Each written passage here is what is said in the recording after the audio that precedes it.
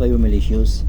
This time magluluto naman tayo ng pork steak. Ito ang sliced pork. Tinimplahan ko lang to ng soy sauce and pepper. Then lamasin lang natin to para mag-absorb yung ating tinimpla. Then i-rest muna natin at least 10 minutes.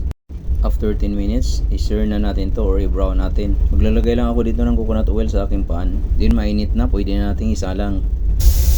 Need lang natin itong i-brown magkabilaan kasi maputla yung kulay ng karne na pork. Baliktarin din natin. Brown na magkabilaan, pwede natin tanggalin. At salang uli natin yung pangalawang batch.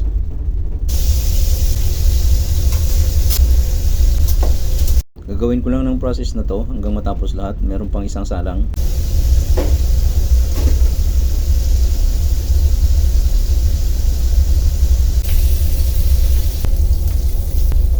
So hanguin ko na itong last batch. Dito rin tayo magsusuti. Tatanggalin ko lang yung mga namumuo na yan. Posible kasing magpapait ng lasa yan. Din yung oil na pinaglutuan natin, i-retain natin yan kasi mas malasa yan. Ito yung ating mga ingredients sa pork steak. Butter, ground black pepper,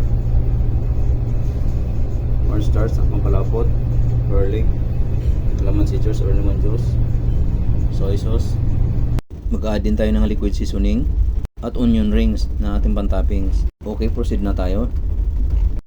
Need lang natin i-brown tong garlic. Then iset aside natin para pang toppings kasama ng ating onion ring para mas lalong mabango ang ating pork steak. Mag-add lang ako ng butter. Mainit na ito, ilalagay ko ng garlic.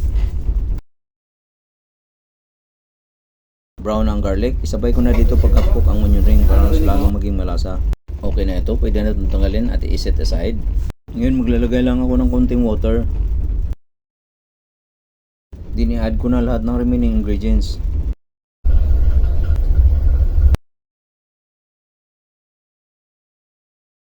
At this point, need ko nang ilipat to sa malalim na pan. Tayurin ko lang kasi mas malasa yung mga dumikit dyan.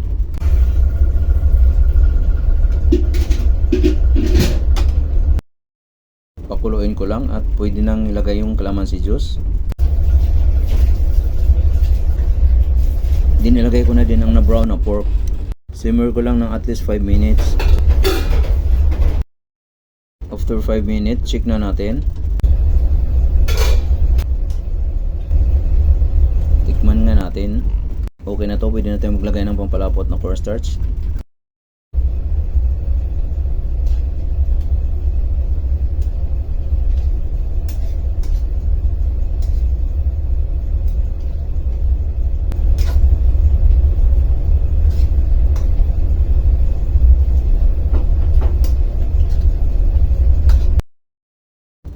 Okay, tama ng brown ito. Ilalagay ko na yung na-brown na garlic at saka yung onion ring. Ang purpose kasi nito, kaya ako pinahuli ang paglalagay ng na-brown na garlic para mas lalong mas mabango yung ating steak.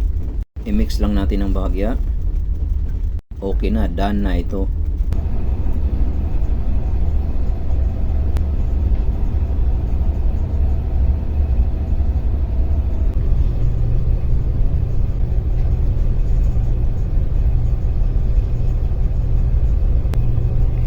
Muli po, ito na ang ating pork steak. Thank you for watching po.